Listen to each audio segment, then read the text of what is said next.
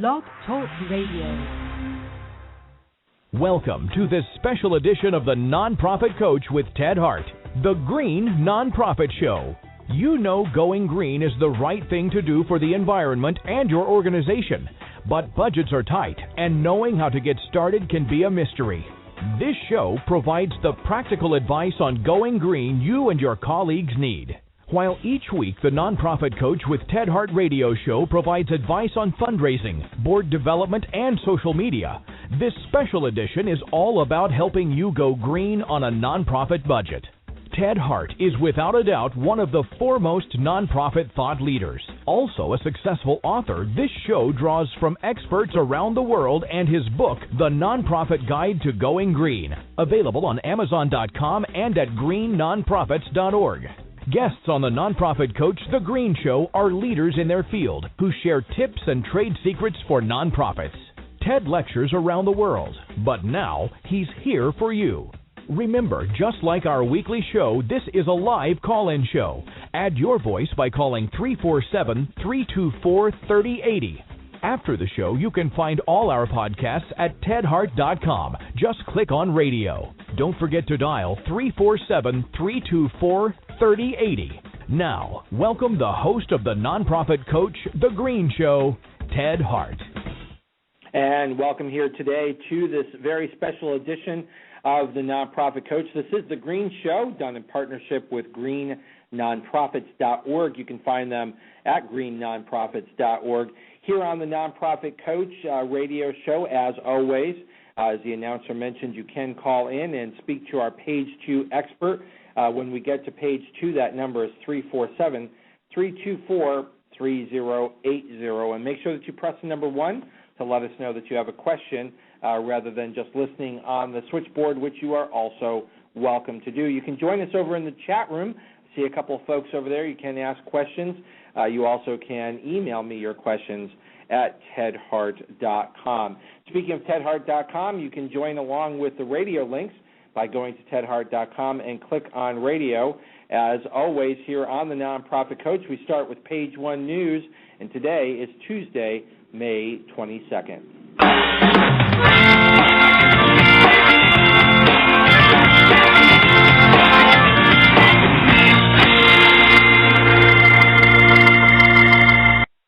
Over in Page 1 News, you will find the following topics. We have several different things that we want to share with you today.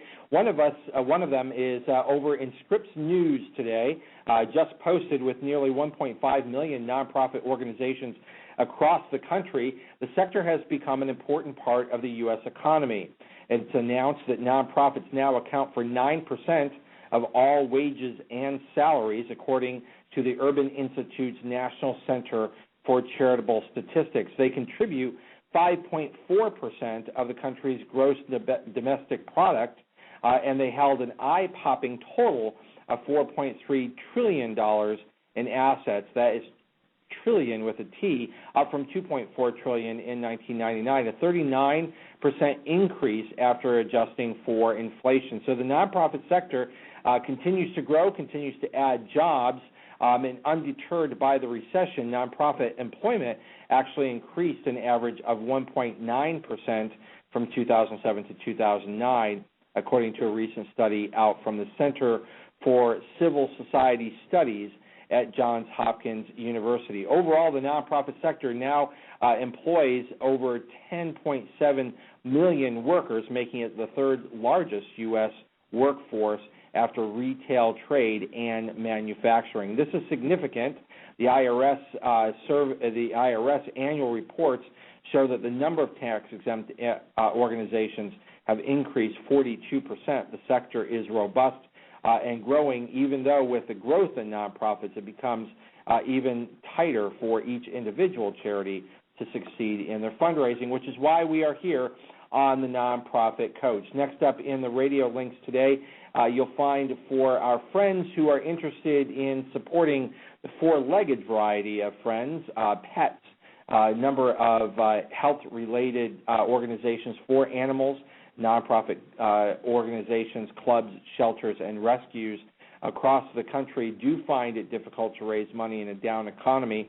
over in the radio links today, you'll find that Pet Hub, available at pethub.com, has unveiled a new program designed to help raise money for charitable organizations, making it possible for any nonprofit working to improve the lives of pets to create a customized digital ID pet tag. So check that out over in the radio links today so that you'll be able to help nonprofit organizations who are looking to raise money for charities.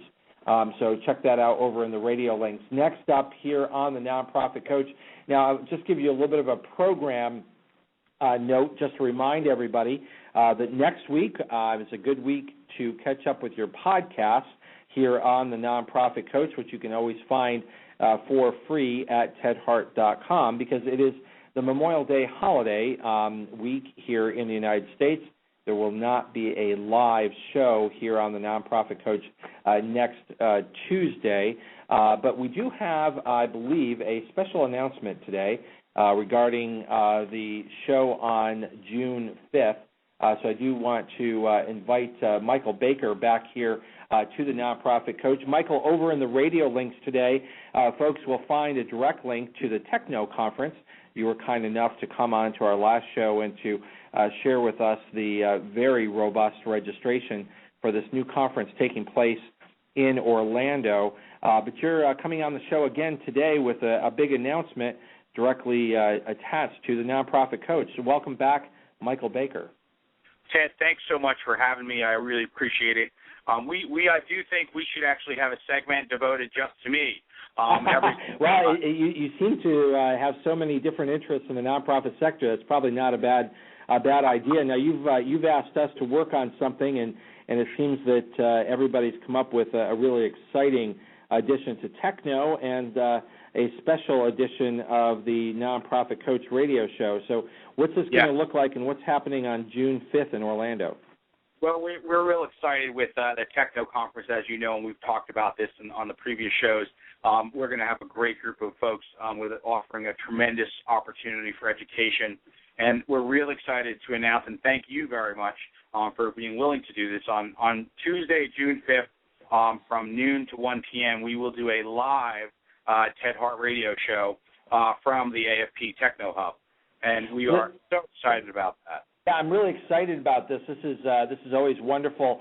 The last time we had a live edition of the Nonprofit Coach from the floor of a conference was the Blackbaud Conference, their big annual conference. We were live, and that was really quite a fun event. So we're looking forward to being live. So you're hearing it first here right from Michael Baker that there is a show on June 5th, 12 noon, our regular time here for the Nonprofit Coach. We will be live from the Techno Conference for the Nonprofit Coach. Michael, thank you so much. Before I let you go, how are things looking for Techno, besides the fact that we're going to be there with the live radio show? You folks are looking pretty strong down there. We are just having a real strong response to registration. We're over 400 people attending, which is fantastic for a first-time conference. And we are so excited to have folks like yourself and Laura Howe from the Red Cross and Alice Ferris and Carlos Dominguez talking amongst other folks throughout the couple of days, and then capping it off with the Nonprofit Coach, the radio show that you're going to do on June 5th from live noon to 1 o'clock, and finishing it with Steve Wozniak, the co-founder of Apple. So we're looking forward to it, and if folks we still are if they'd like to register, let us know. Go to afptechno.org and follow the instructions.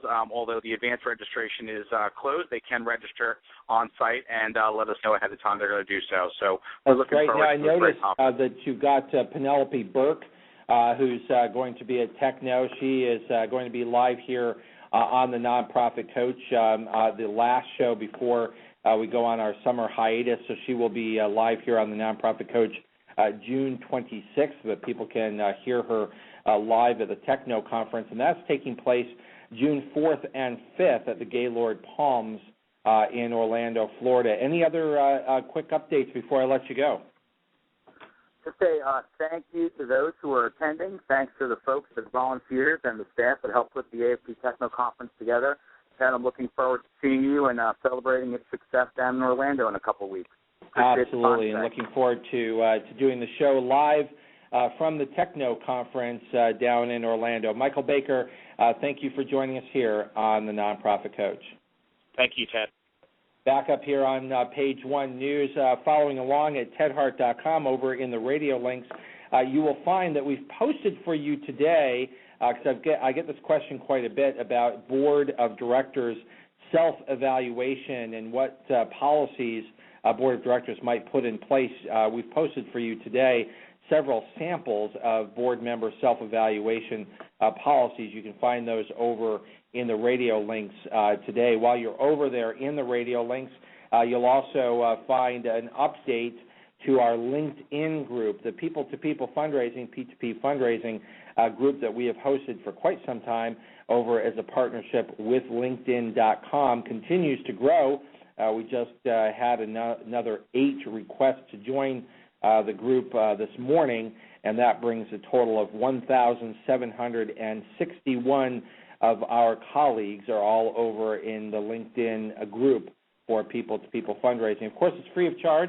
You can follow along in the radio links and add your name and participate in the discussion, learn from your colleagues, and post your best content over on LinkedIn. So check that out in the radio links today at tedhart.com.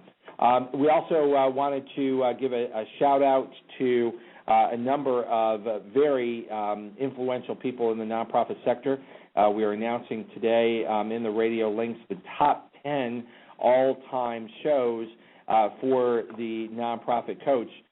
We have with us today one of our top 10 all-stars, and so I'm pleased to bring in to the show here Clint O'Brien. Clint O'Brien was my guest on the Nonprofit Coach radio show on February 8th, 2011. Clint, welcome back here to the Nonprofit Coach. You are the number 6 all-time top show on the Nonprofit Coach radio show, and on that day, you were sharing with us important news about B corporations. Welcome here back to the Nonprofit Coach. Well, thank you. Can you hear me, Ted? I can hear you, and this is the first announcement. People can go and see all the top 10, and over the next several weeks, we're going to find folks like yourself who are in that all-star list joining us to give just a quick tip. So we're calling this the top 10 all-star tips, and so you're back with us today. So Clint O'Brien, number 6 all-time in the Nonprofit Coach radio show, podcast, and live listens. What's your tip for us today? So you probably have lots of fundraisers, nonprofit fundraisers among your listenership, and so I thought I would come up with something that might be of interest to them. And so I talked to some of the people who I'm privileged to work with here at Care2, who are themselves former nonprofit fundraisers. I talked to Dane Grams, who was head of development for GLSEN, the LGBT organization, and before that for many years was a fundraiser with the Human Rights Campaign. And I also talked to Ryan Miller, who was a professional fundraiser at HJC New Media in Toronto for lots of different clients. And and let me just stop you right there, just a shout-out to Ryan Miller. She was one of our stars up at the Toronto Digital Leap Conference this year. Care2 was one of the sponsors. We want to thank you for that, and Ryan did a fantastic job as always. Well, a star she is, no doubt, and I'm very happy to be on the same team with her and with Dane Grams at Care2, where a lot of what we do is about helping nonprofit fundraisers find more donors and get those donors to donate more, et cetera. So my tip is about acquisition. And I think lots of your listeners probably think of acquisition as a campaign to grow their list, from time to time when budget allows. And first of all, I want to say I hope people would think more programmatically about acquisition. And one of the best reasons to think about it that way is that everybody's list, no matter how high quality it is, list of donors and potential donors, has a churn rate. And that churn rate is measured not only by the rate at which people will unsubscribe over the course of a year, but also the rate at which they'll turn non-responsive. So imagine if you have a list of 10,000 supporters, some are donors, some are potential donors, and if 10% unsubscribe every year and another 20% turn non-responsive, you've got a churn rate of 30%. So if you want to grow by, let's say, 5,000 people, you'd have to acquire 8,000 because you're going to lose 3,000 to your churn anyway. So your net growth would be 5,000. So my tip today, though, is about timing of acquisition, because a lot of people wonder, and I hear this sometimes from Care2's many clients. We're privileged to work with more than 1,000 clients who use Care2 as an acquisition source because we have 19 million members in our online community at care2.com. So it's a great group of people. They tend to be older demographically and have income, and they're all united by a desire to do good, to make a difference. So we get a lot of times to get this question: what's the best time of year to do acquisition? And my answer, based on talking to my colleagues and clients over the years, is the summertime is actually an ideal time to do acquisition to grow your list. And the reason is that, as everyone knows, I bet every one of your listeners knows that the best time of year to engage in fundraising is year-end, particularly November and December. But the thing is, you don't want the people on your list to be getting their first fundraising appeals in November and December. You preferably want them to have been on your list for a while and received other fundraising appeals and other forms of interactive communication to really cultivate a relationship. And that shouldn't be, happening just at the end of the year, even though it is prime fundraising time of the year.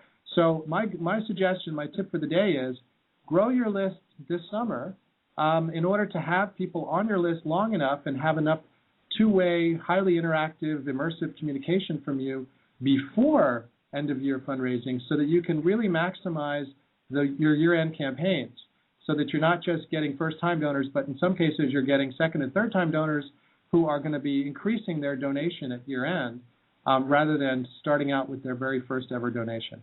Clint, that's great advice. Is that true for both online and offline acquisition? Yes, I think the principle is the same. However, as you know very well, Ted, from your great experience, the costs involved with direct mail acquisition in particular are, somewhat formidable. And so the great thing about online acquisition, particularly the way we do it at Care2 and some other options out there, is that the cost is, there's certainly very little in the way of fixed cost, and it's only a cost per lead, as it were, cost per donor lead that you're paying. You're not paying, lots of ramp-up startup costs for a program or lots of fixed costs like with a print run. So in a sense, you can afford to start online acquisition earlier and do it in a more gradual way. But your direct mail acquisition, you might want to time that to be more of a concentrated burst that happens, let's say, in the summer, and you've had a lot of time in advance to get the necessary budget in place. But no, the principle is really the same. Acquisition is acquisition, and one thing to plug Care2 is the way we do it, we're about multi-channel leads acquired online, but our leads, the lead records, include the postal address. So we very much want our clients to put these fresh Care2 leads into their mail program so that they can use every channel available, and frankly, for that matter, including telemarketing, in order to maximize the chances of converting these donor leads into actual donors.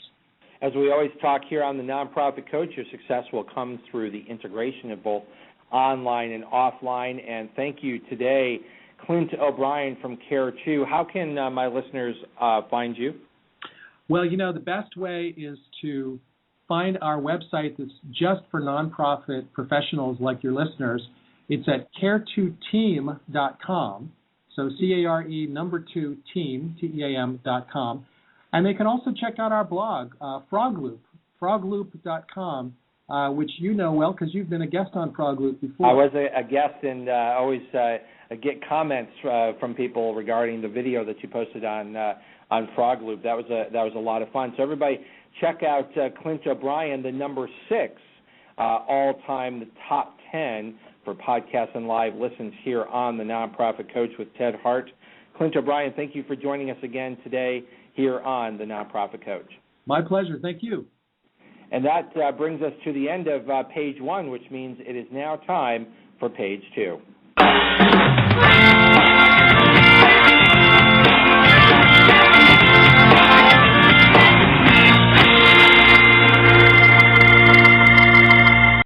It's my my pleasure here on this special edition of the Nonprofit Coach, The Green Show, to welcome Amy Fraenkel. She's the Director and Regional Representative of the United Nations Environment Program, Regional Office for North America. Amy Fraenkel has worked for more than 25 years on environmental law and policy in the United States, intergovernmental organizations, and the private sector.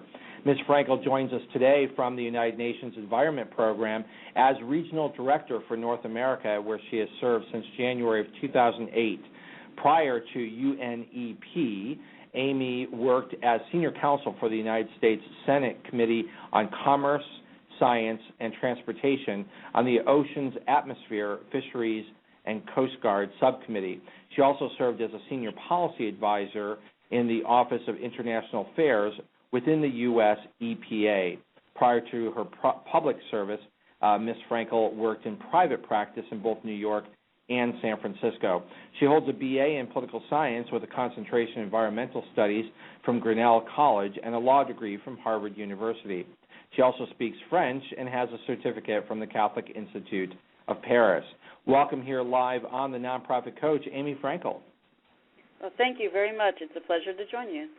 Amy, it's wonderful to have you here, and of course, once a month we set aside this time in partnership with greennonprofits.org, because here at the Nonprofit Coach, we care about all aspects of nonprofits, including the very important topic of doing what is right for the environment. So why don't we start right there? There's a lot of things that I do want to discuss with you today, but help us understand what is the United Nations Environment Program. The United Nations Environment Program was actually created in 1972, around the same time that the environmental movement was really taking off in the U.S. and elsewhere around the world. And it came about because countries saw a need to actually sit down and talk together about issues that they couldn't solve on their own. At the time, the issue of the day was acid rain, where the pollution from one country would actually impact the lakes and the trees of another, and so they really needed to sit down and agree on steps to work together. So since 1972, we've been active on many different issues, and we're unique in the UN because our headquarters is actually in Nairobi, Kenya. So it's the only UN headquarters that is in the developing world. And so that it's been around for quite some time, and the topics have changed over time for those that you interact with. Do you mainly interact with governments, charities, non-governmental organizations? We actually, if anything, we've really increased our partnership, and we're a pretty small organization, and so we couldn't do our work without these partners. So we work.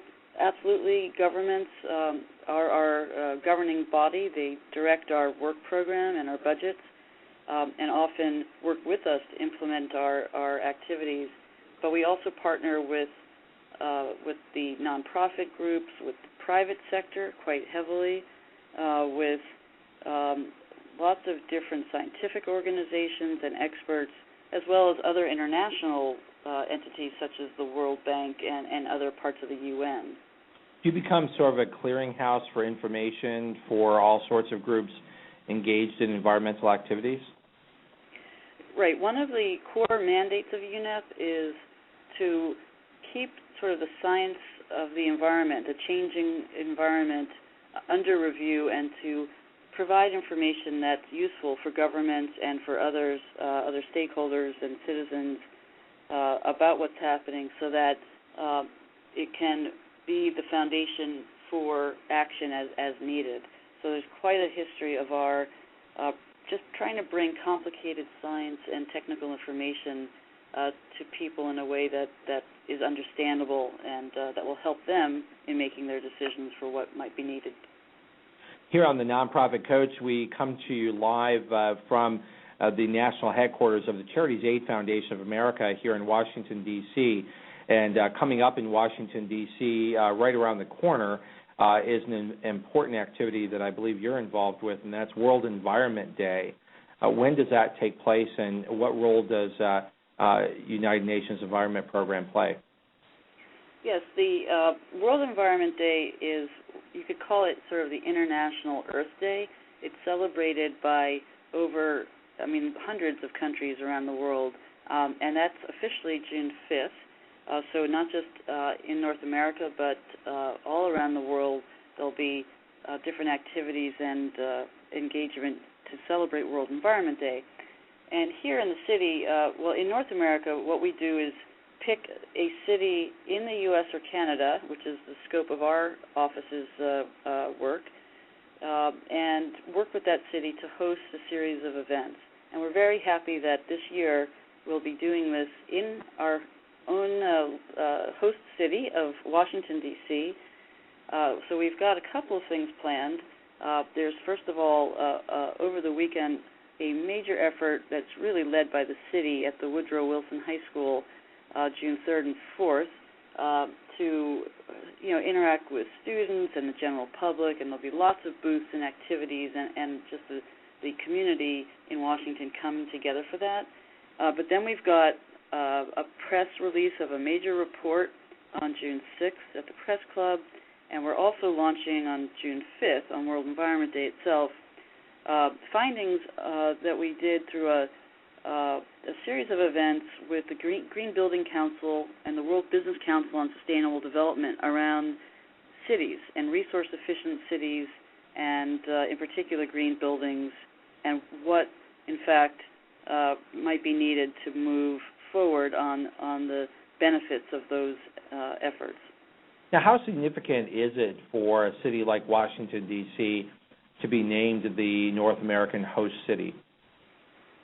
Well, it's, we pick cities where there's already a commitment and efforts underway to support efforts to be more sustainable, and Washington is certainly no exception. Washington, as your listeners might know, has over the years really implemented some pretty innovative solutions. For example, this 5-cent tax on plastic bags at the grocery store, which has phenomenally changed consumer behavior. I don't know the statistics of how many bags have been avoided, if you will, but just initiatives like that, bike lanes. I think there's more LEED certified buildings in Washington, D.C. than anywhere else in the U.S. So there's a lot of interesting things that are being done. And so, it's really the host city's opportunity to showcase what they're doing and to bring truly the local effort, connect it with the global through working in partnership with our organization, the UN Environment Program. And as you know, here on the Nonprofit Coach, our focus is on helping nonprofits succeed, and here on the Green Show, specifically to do what is right for the environment and to become more green. Washington, D.C. and the surrounding area are host to a lot of charitable organizations, a lot of national organizations. What's your experience been in terms of nonprofits' interest and preparedness in becoming more green? Well, in terms of, on World Environment Day, we've got, I think, hundreds of activities planned by not us, but by lots of different groups. So, in other words, it's a opportunity for the different organizations and city groups and schools and so forth to showcase what they're doing. But I think your point is also that it's important to not just talk the talk, but walk the walk. And I'm happy to say that our organization is no different. And so both here in Washington as well as in our headquarters in Nairobi, we've made strides so that our own environmental footprint is less. So, for example, our office here is LEED certified. We're gold certified. All of our travel is offset in terms of the carbon emissions. And our Nairobi headquarters is just a fantastic modern building with the goal of zero net energy use over a short investment period.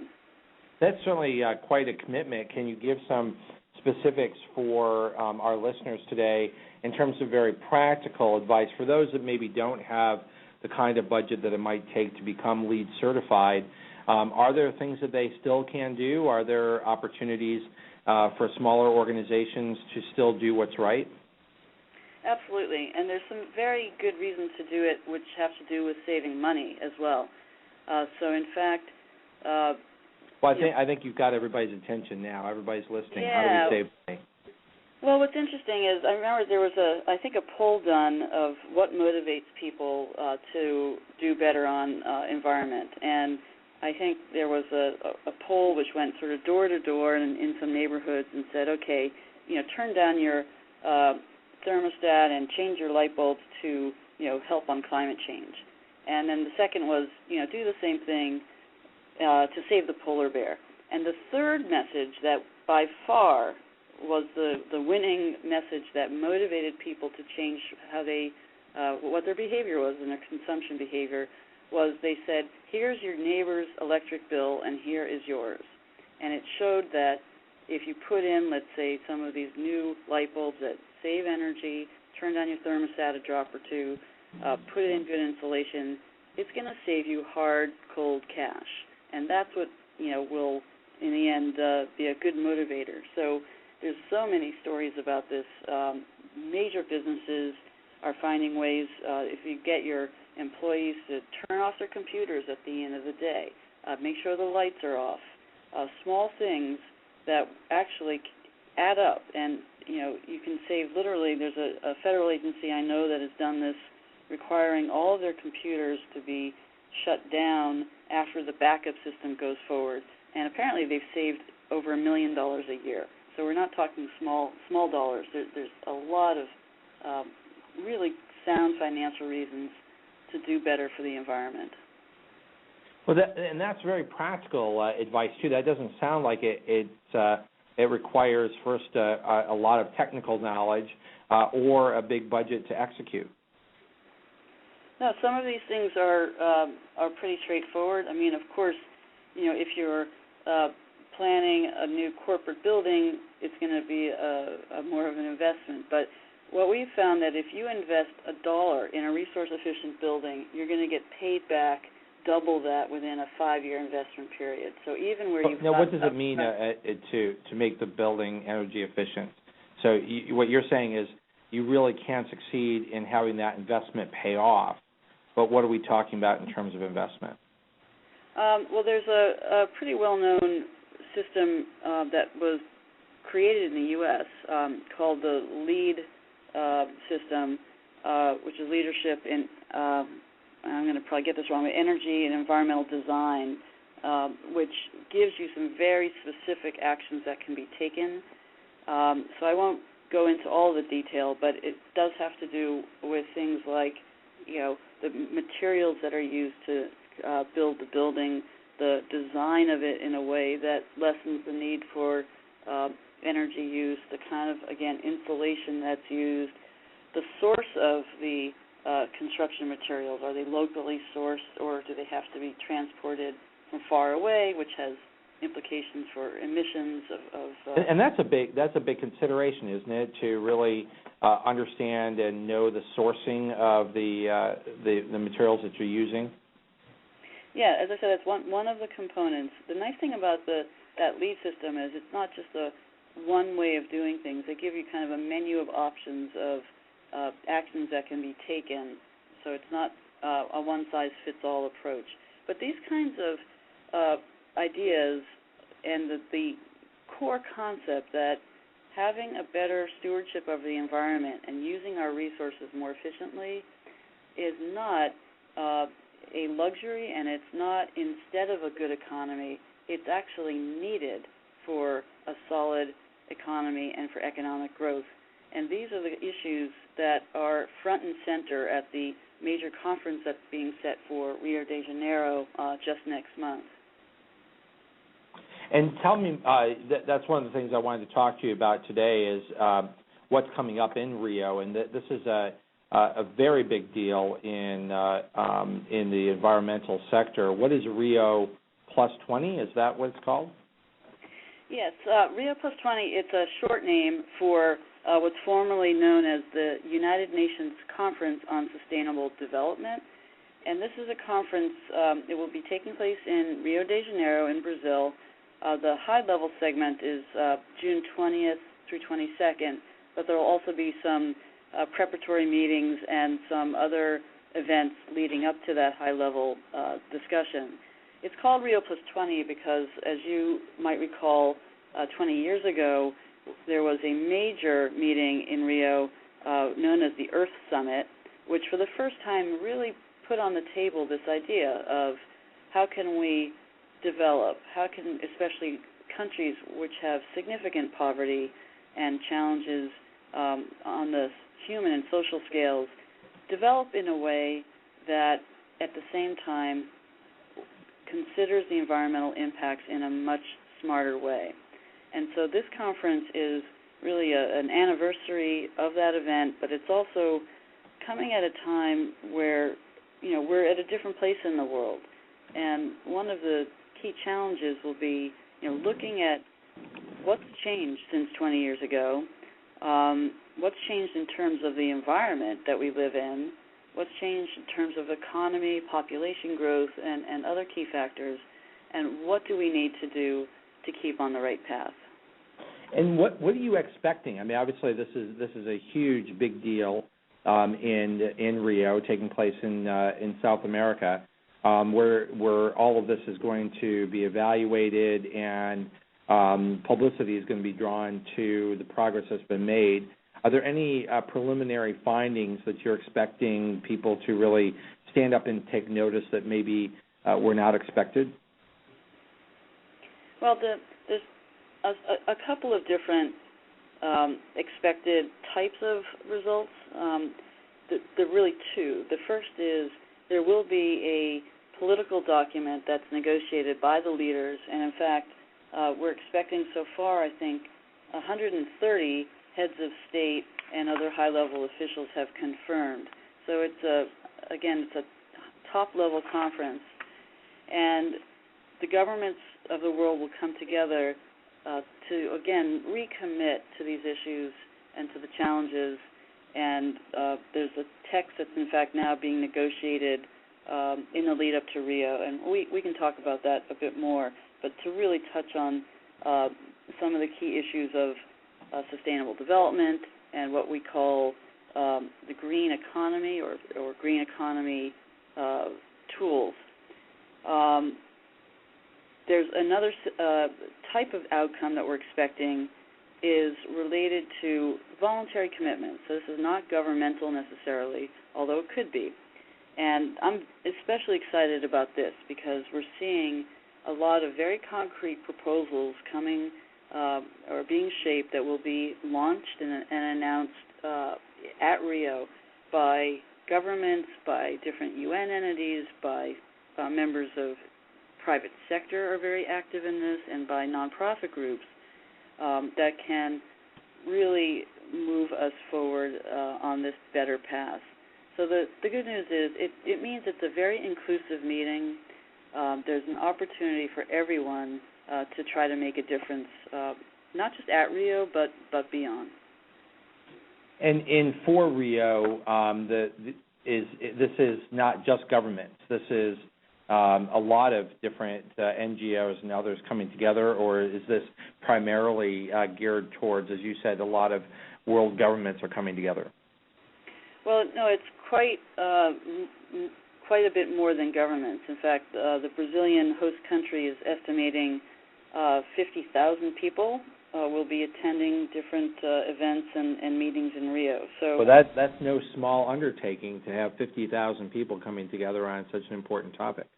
Yeah, no, it's going to be quite a few balls that the Brazilians are juggling in terms of the logistics, and of course they're also going to be hosting the World Cup and the Olympics over the next couple of years. So is this sort of on the world stage a pre-test, if you will, in terms of how you handle that many people in Rio?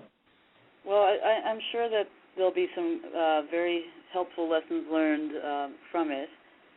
In fact, I think the other events will likely draw even more people. So, but we're very pleased to be hosted by the Brazilian government and in Rio, and there'll be, as I said, many different things happening, but the real focus will be given where we are in the environment, and we haven't even talked about sort of the state of the world right now, but we are really at a crossroads, and we've got the fiscal crisis around the world. We've got budgets that are tight, and yet we're in a place where we are seeing alarming signals about the state of our environment.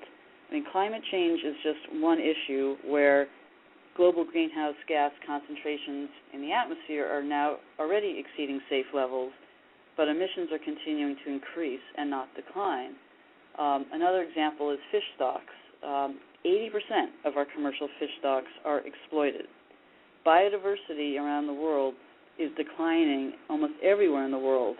And in fact, since 1970, around when we were created, we've lost approximately 30% of biodiversity globally.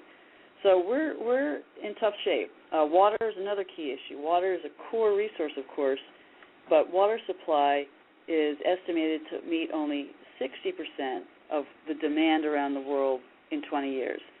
So we've got the situation with the fiscal problems. We've got an environment where we need to stand up and pay attention to this evidence. And the reason is, if you look at those issues together, the fact is that our economic growth in this post-industrial age has come at the expense of environment. We've always put environment kind of at the end and said, we'll get to it after we develop, and that model has just got to change. We've done a lot of work at UNEP to show that, in fact, if you change your pattern of economic development in a way that looks not only at the environmental implications up front, but you also look at implications for populations and for living conditions, you can not only have a higher GDP over time, but you do it in a way that restores and maintains a healthier environment. Amy Fraenkel is with us live here on the Nonprofit Coach. She's the Director and Regional Representative of the United Nations Environment Program Regional Office for North America. Amy, we're going to take just a very quick break. When we come back, I'm wondering if you can help give some advice for the charitable organizations today who obviously work with boards of directors and want to do the right thing for the environment, but in the political environment that we have, particularly in the United States, where significant sectors of the political spectrum not only don't want to discuss the issues that you are bringing up today in such dire terms, but actually deny that any of it's actually happening. Let's talk about that when we come back here live on the Nonprofit Coach. Remember, our podcasts and archives are always available 24 hours a day at tedhart.com. Click on Radio Links.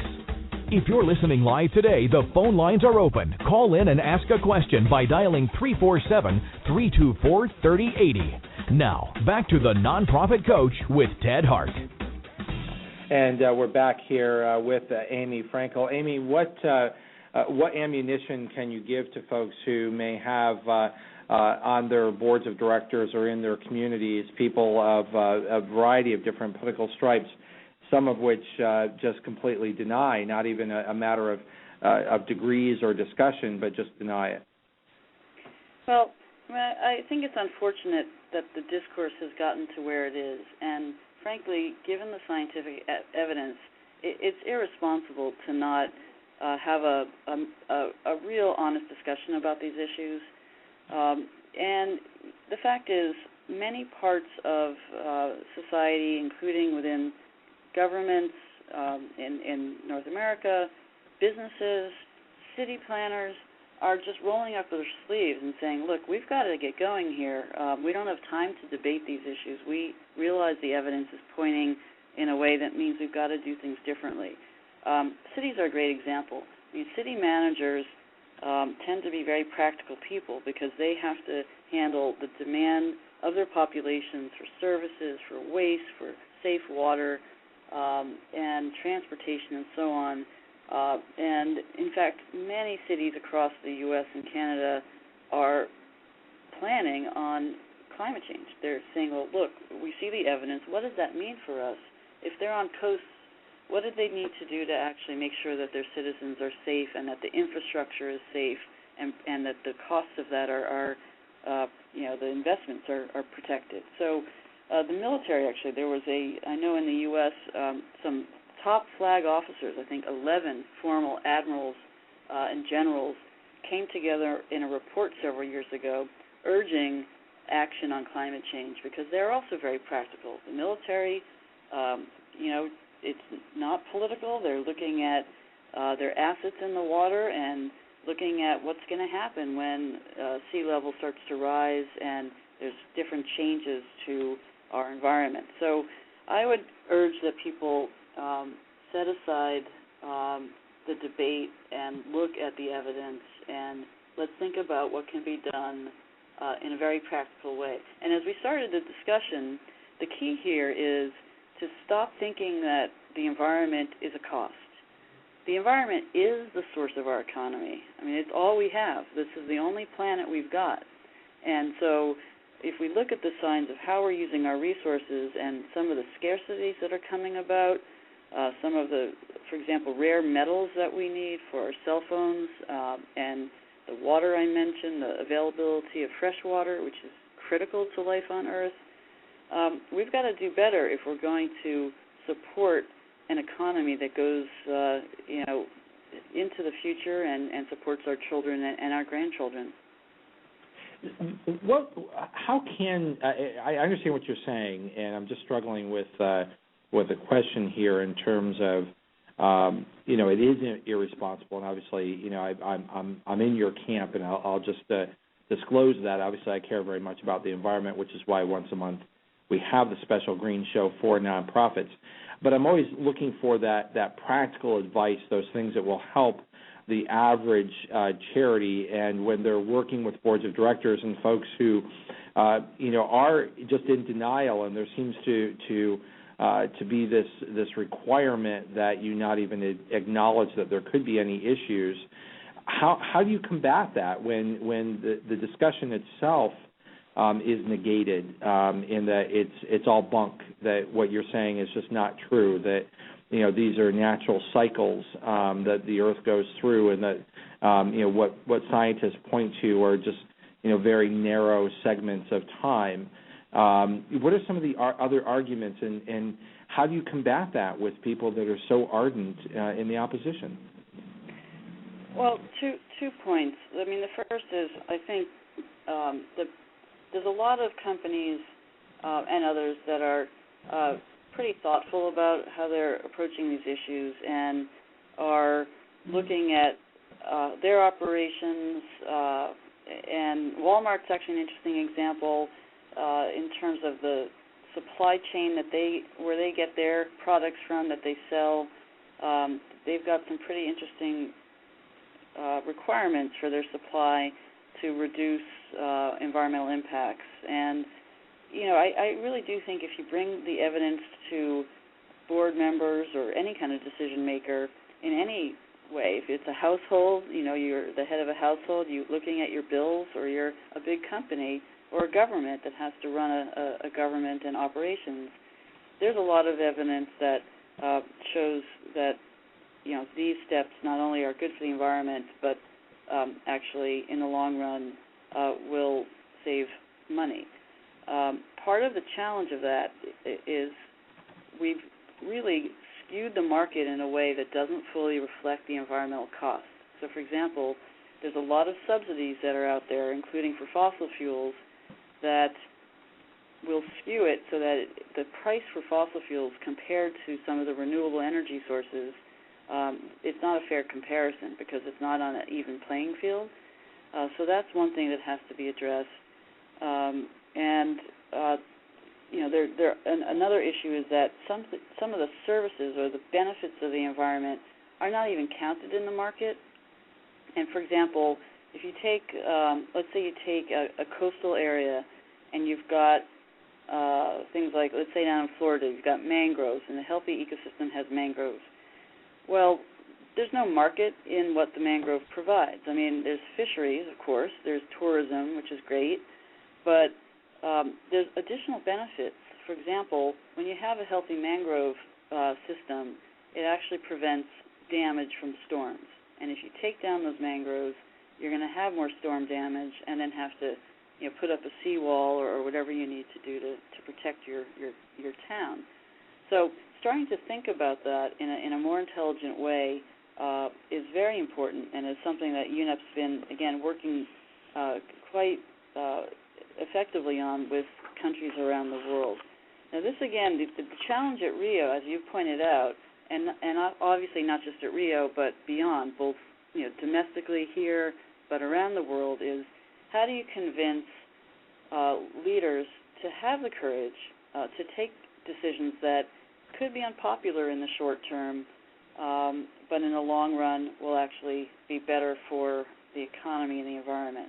So that's a challenge. It's a hard time for decisions like this to be made when we've got fiscal challenges, but we're hoping that the leaders of the world and the NGO community and the businesses that will come together in Rio will be able to have the courage and the wisdom to make those hard decisions.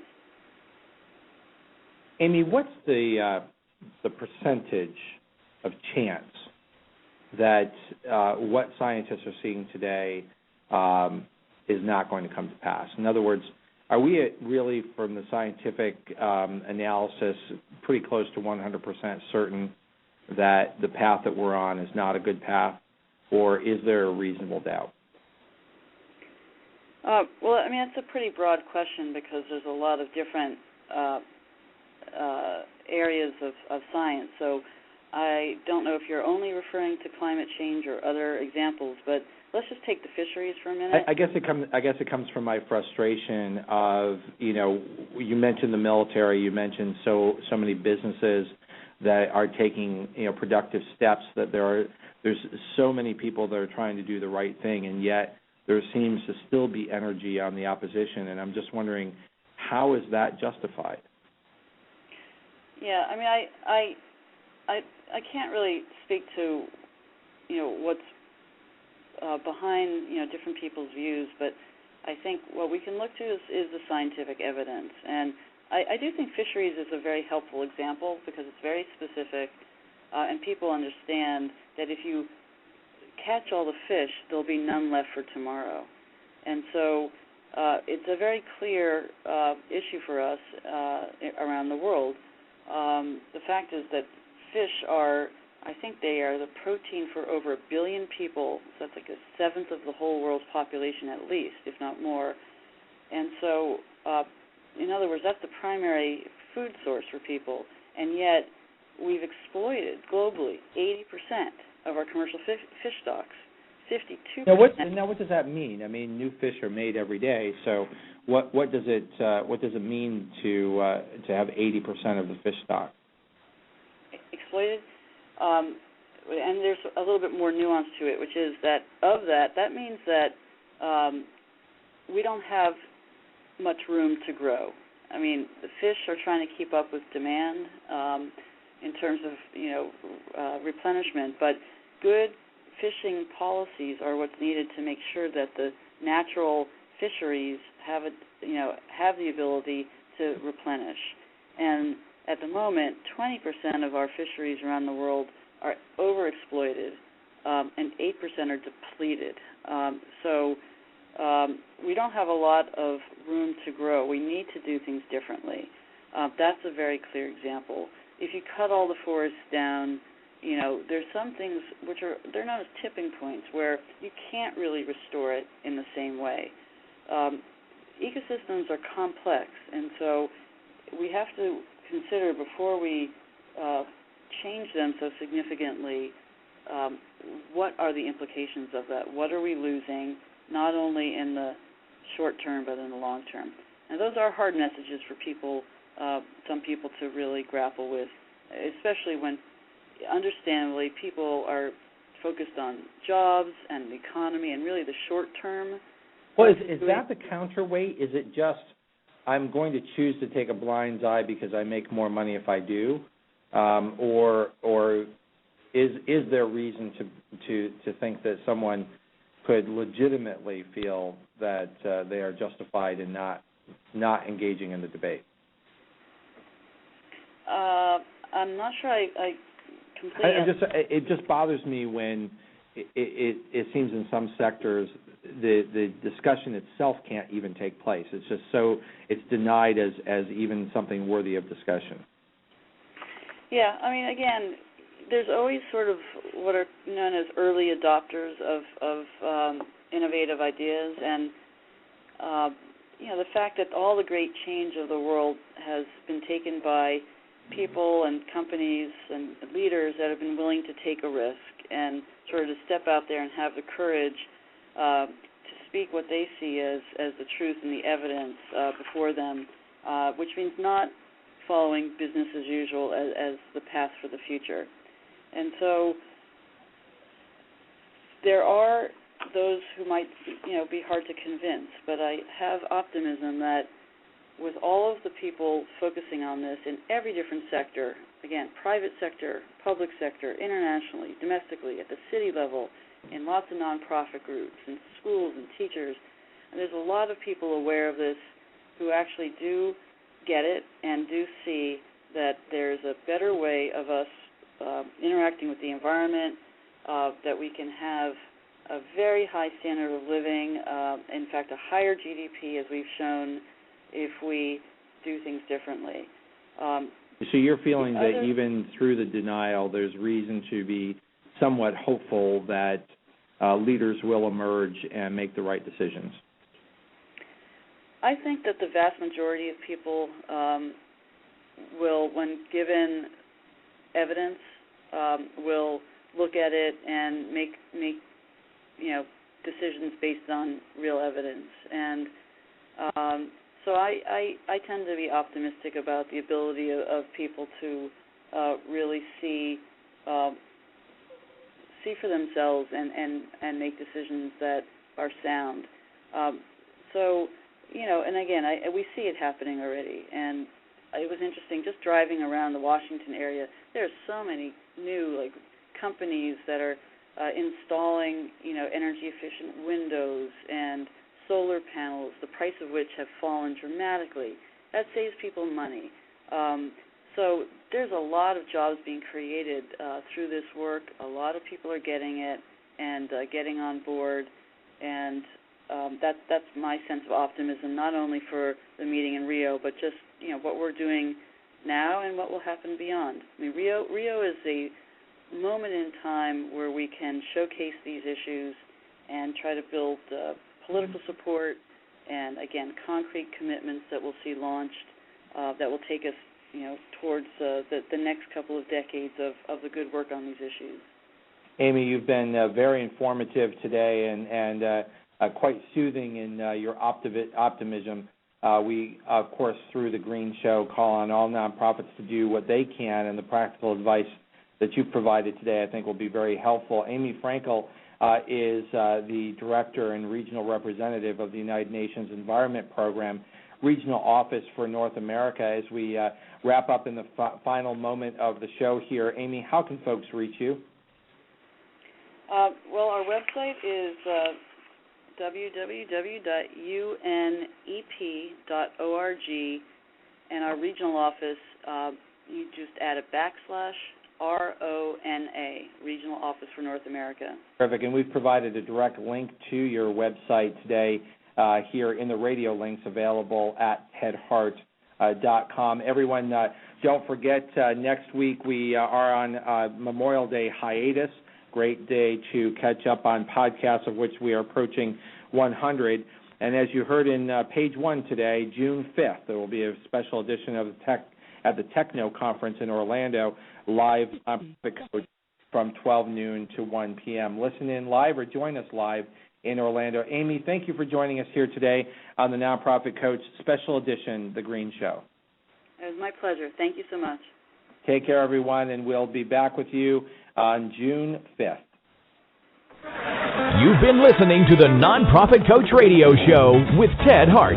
Tell all your friends to check out our production schedule and download our iPod and iPad-friendly podcast at tedhart.com. Thanks for listening to the Nonprofit Coach. Hola mi gente, Rosalind Sanchez here from He Said, Ella Dijo. And although I like drama in my telenovelas, when it comes to real life, I prefer a drama-free casa. Thanks to Fabuloso. Its remarkable lavender scent lingers like a longing glance. And with 2 times more active ingredients to take the drama out of any mess, you'll be shouting, gracias. Fabuloso's 2 times concentrated formula provides 2 times more active cleaning ingredients versus non-concentrated Fabuloso Original. Use as directed.